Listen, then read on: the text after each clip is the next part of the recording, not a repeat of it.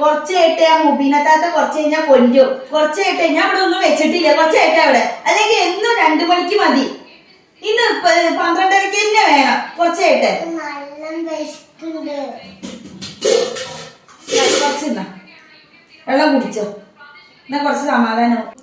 എന്താ കൊല്ലാത്തെ? അല്ലെങ്കിൽ എന്നും ഈ നേരത്ത് 12:30 ആകുമ്പോ കൊല്ലുമല്ലോ. ഇന്ന് നേരെ 1 മണി ആയല്ലോ. കുട്ടികൾക്കാണ് ഈ വിശന്നിട്ട് മയ്യ. ഞാനാണെങ്കിൽ ഒന്നും ഉണ്ടാക്കിയിട്ടില്ല. ചേച്ചി ചേച്ചി മുബിനത്താത്തേ ഇതെന്താന്നു ബിരിയാണി. നീ പെരുന്നാളാണല്ലേ, ഞാൻ മറന്നു. ആക്കി ഓർമ്മയില്ല. കേറി കേറി. ബിരിയാണി അല്ലേ? കുട്ടികള് കഴിച്ചോ? കൊറച്ച് കഴിച്ചു. അവർക്ക് വിശന്നിട്ട് വയ്യ പറഞ്ഞിട്ടേ. അതെ, എന്നാ ബിരിയാണി കഴിച്ചോളാൻ പറയട്ടെ അവരോട്. അവരൊക്കെ എവിടെ? ഇവിടെയൊക്കെ ഉണ്ടായിരുന്നു.